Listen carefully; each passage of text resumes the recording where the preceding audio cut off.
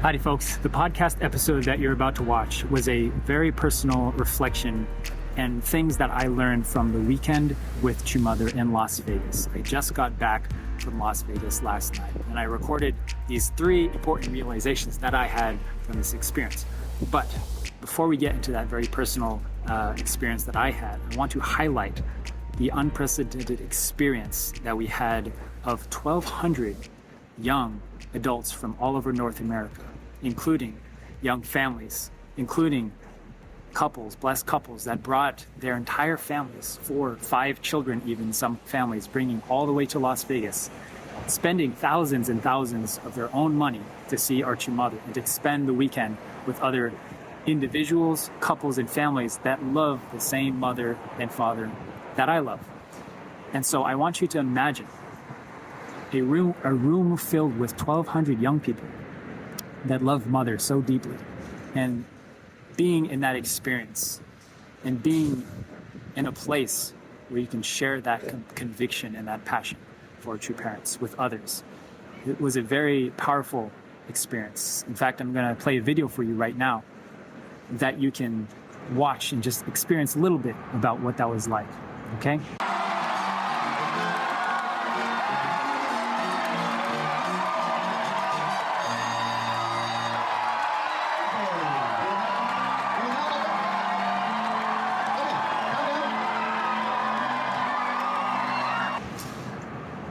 Now, I want you to also try to imagine the heart of God, Heavenly Parent, and how God feels watching in this room all these young folks who have been called here in this very moment to see True Mother, have been called here by their conscience and by God to be part of this experience and to give up their time and resources to spend with our Mother. I can only imagine how God feels. I can only imagine the joy, right, on our Heavenly Parent's face. So with that said, I hope that you can listen to these 3 realizations that I had that have changed my life from this weekend. They're very personal and they're helpful for me, and my hope is that it is helpful to you as well. Perspectives that are helpful for you to help you prepare to be an incredible spouse and a parent in the future, and that you can take it with the heart that I mean to give it to you as a gift, because I think about you a lot and I love you all. All right, see you. Howdy folks, welcome back to the MatchNet podcast. It's your brother, Benjy, and I just want to send a lot of love to you guys because I just came back from seeing our True Mother with my family. We were in Las Vegas and we just came back last night, and I'm making this video straight from a reflective weekend with Mother and about 1,200 young brothers and sisters from around America, North America, here to see our True Mother, and it was quite a spectacle to see so many people gather, and people that love the same True Mother and True Father that I love, the same God that I love. And I want to make this episode because I think about you guys all the time, and I wanted to reflect on 3 things that I learned from this weekend that really changed my life and changed perspectives that I have. And I want to kind of download them all to you, and hopefully that it's helpful for you all who are going through this life thing, right? And just as a reminder, this is the MatchNet podcast. It's the podcast that is only for single folks that are preparing well for the matching and blessing, because you want to create a radiant, smashing blessing for yourself, and we're going to help you guys through that process, all right? And I want to encourage you guys, and I don't ask this ever, and I don't on purpose, which is I would encourage you all to follow or subscribe wherever you're listening to this. And the reason for that is for you, not for us. And the reason I don't ask people to subscribe or follow is because I don't want to be that guy that asks, hey, subscribe, like, etc., because I have literally no personal incentive or reason to ask you guys to subscribe. This is not a business. This is not something where we're making a buck, trying to get views. It's really genuinely just to help people. So I don't have a personal reason. So the only reason I ask is only for you guys, actually, because I do believe that through following, subscribing on whatever platform, Spotify, Apple Podcasts, Google, YouTube, whatever, the algorithm is going to send you more of our content and more content like this, and I think it's beneficial for you guys. So yeah, I think you should stick around. and watch and listen to all the podcasts that we have here. All right.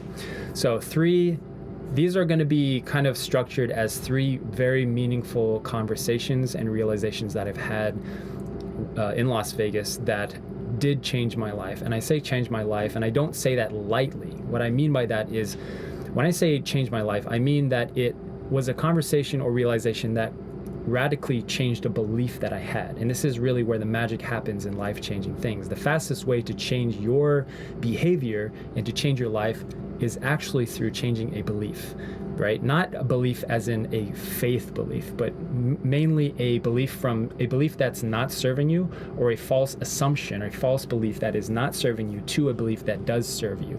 And this is powerful because explains why when people go through conversion experiences, for example, they can radically change their behavior, because your behavior follows your beliefs. If you believe something is possible, then your behavior will follow suit with that. If you believe something is impossible and you just run around your life with that fundamental belief, then you will never even try to see what might be possible, right? You might experience this if you've had your own conversion experience to our faith as a first, second generation, third generation, whoever you are. People who have had conversional experiences change their behaviors because they have a fundamental belief system change. For example, if you live your life as, oh, God isn't real, spirit world isn't real, nothing matters in this universe, to God is absolutely real, and I am divinely loved, and eternally, spirit world does matter because my actions influence my spirit. If you have that radically different belief system change, you go from living your life in one way to radically changing the trajectory of life to living your life a different way, because a belief in spirit world, a belief in God, changes the way that you behave in the physical realm. Does that make sense? Okay, so this is why when people have conversional experiences, it changes their behavior. And so why I talk so heavily on the importance of our belief systems and what we believe is possible and not possible is because it will dictate your behaviors dramatically in your life, all right?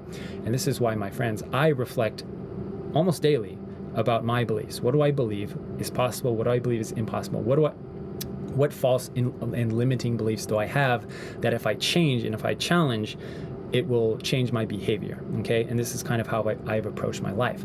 The challenge with beliefs, however, is that we don't know we believe something because we believe it. We don't know that a belief is holding us back because we fundamentally believe it's true, right? And I'll give you a quick example that I've talked about before, but I think it's really apt. If you are, let's say, a short person, and whatever the example, doesn't matter, but just for the visual, if you are a short person, let's say under 130 centimeters, or like under 5 feet, right? If you run as a 5 foot person, individual, let me actually look this up, 5 feet in centimeters.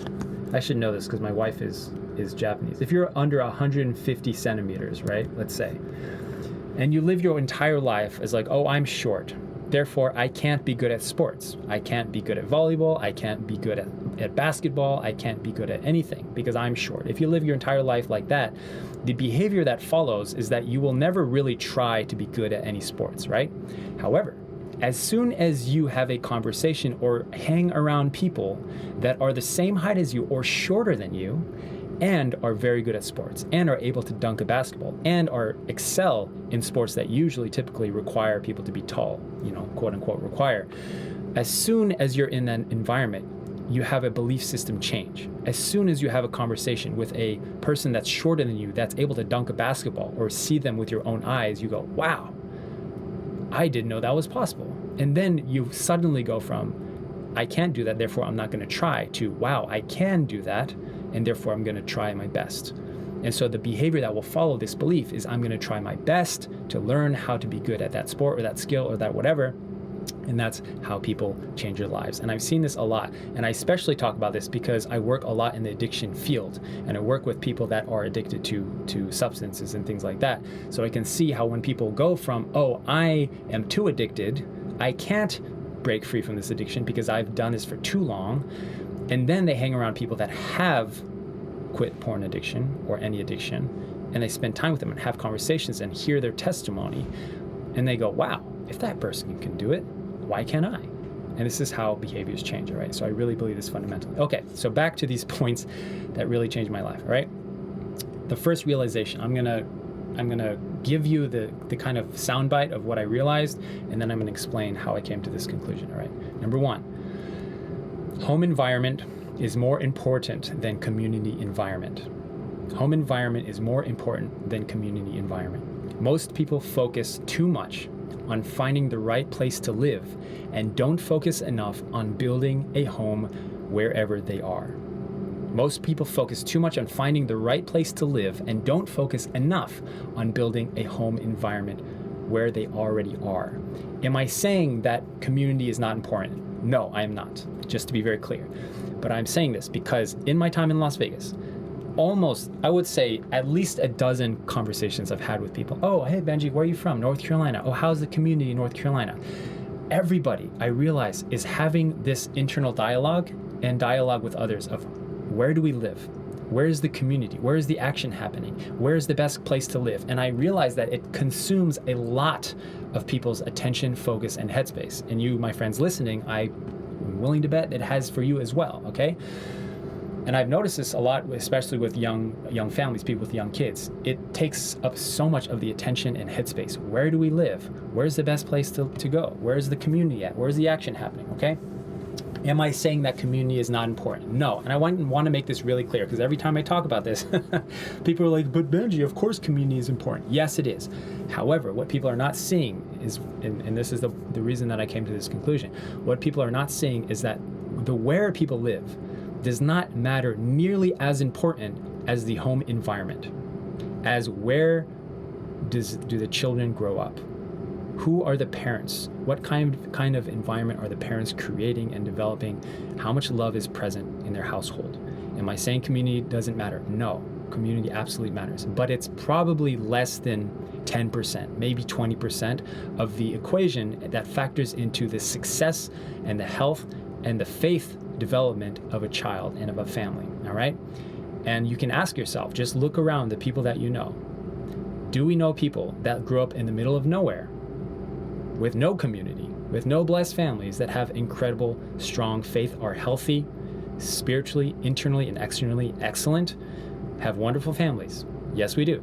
Tons and tons of people that grow up in the middle of nowhere that have excellent lives of faith and are externally and physically and internally, emotionally stable and excellent. Okay, so that's proof that it's not just a community thing. Do we know people, on the flip side, that grew up in large communities that live unhealthy and degenerate lifestyles? Yes, we do. And I know you do too. So it's not the truth that community is the number one factor that contributes to somebody's well-being, all right?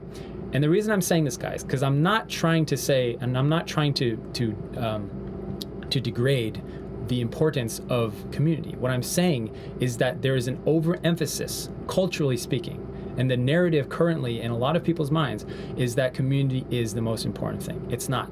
Because if we think like that, we're missing the point. We're missing the point that your home environment is the environment that you are raising your children, that you are raising your family, your blessed family, and that is actually number one. That is actually more important, all right?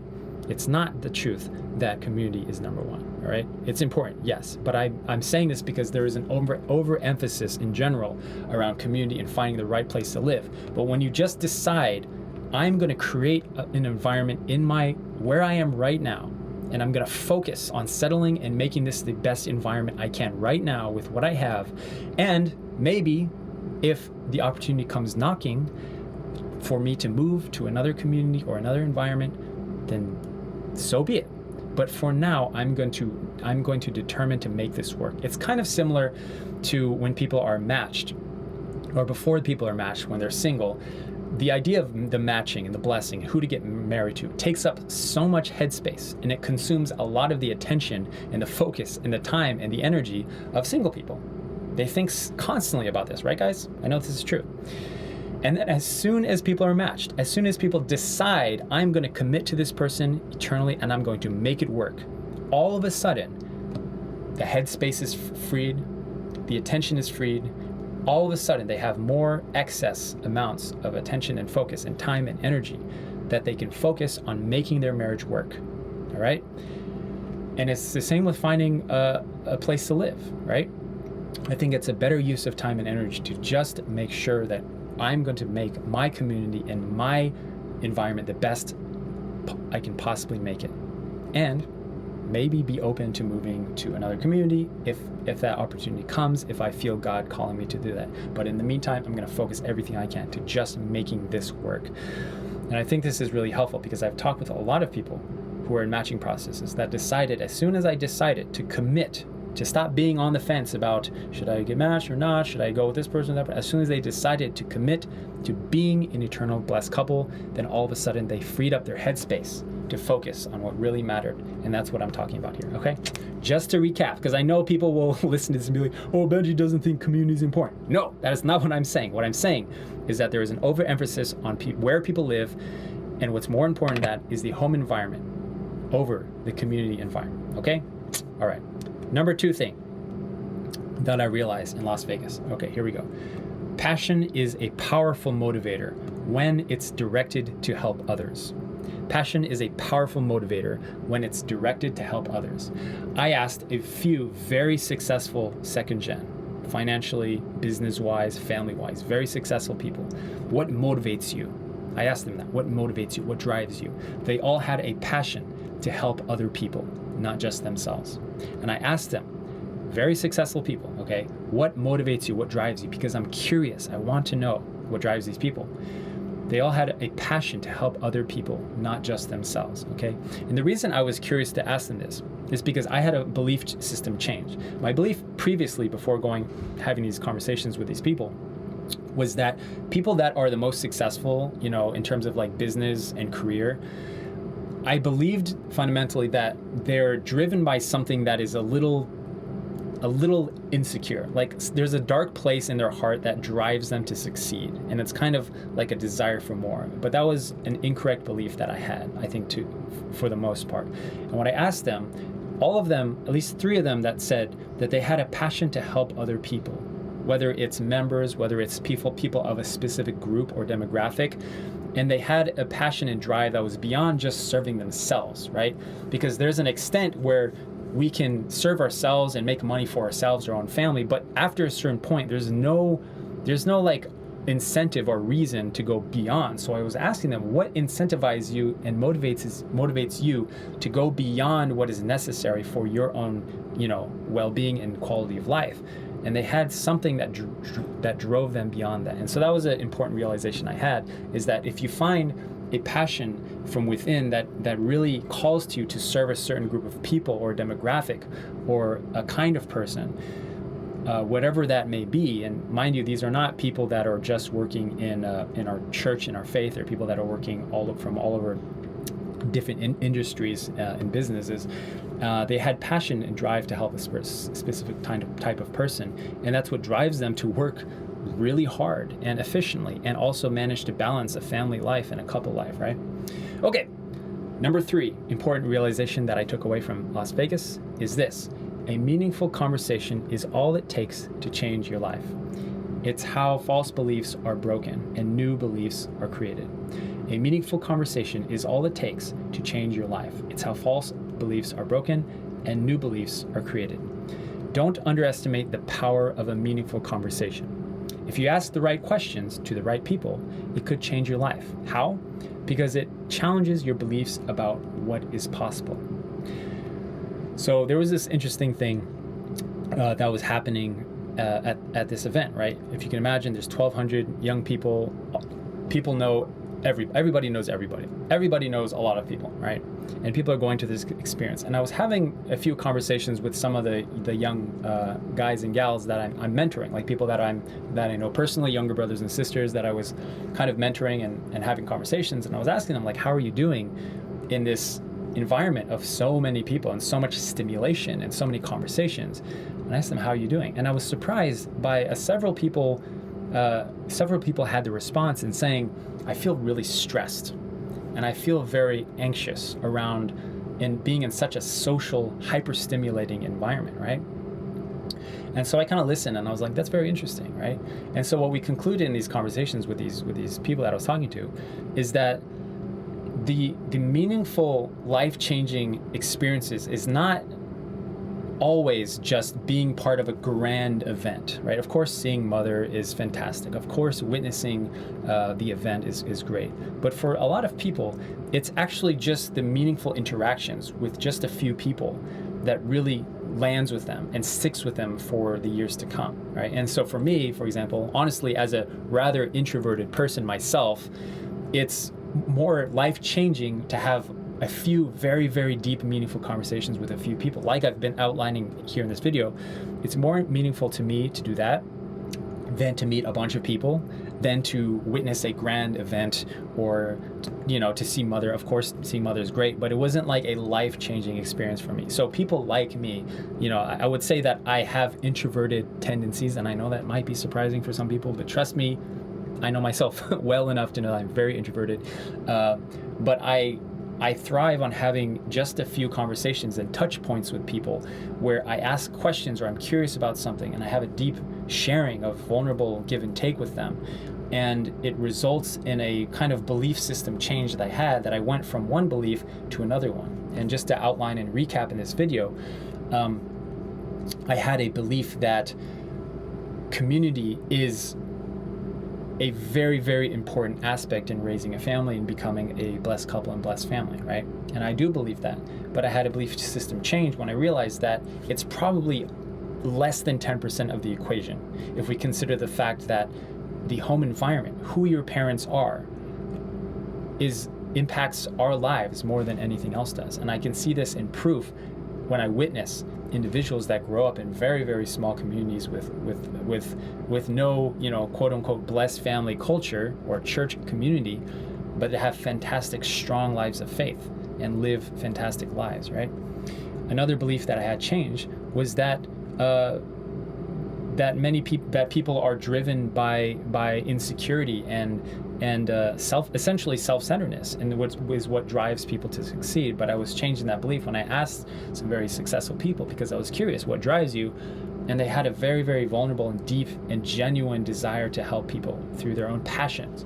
And I thought that was inspiring. It was actually very inspiring to me, because I find that in myself too. Like, the reasons I make these videos is because I think of you guys who are listening, you gals who are listening to this episode, and I think about maybe the struggles and the processes that you go through when you're trying to prepare to be a couple, to get matched, to get blessed, to create this vision for your blessed family in the future.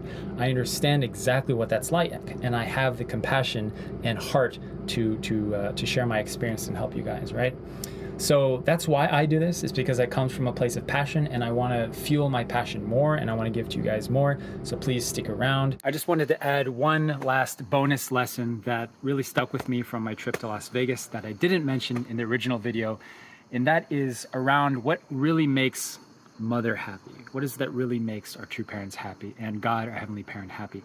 And this is a conversation that the staff, which I was fortunate to be a part of, that was planning this event, we were having meetings frequently to discuss, you know, what can we offer mother, and all these ideas, great ideas, came to mind. And the one thing that I learned through seeing mother's face when she was the most happy and joyful during this experience was when she was being presented the flowers from the young third generation, our children, right?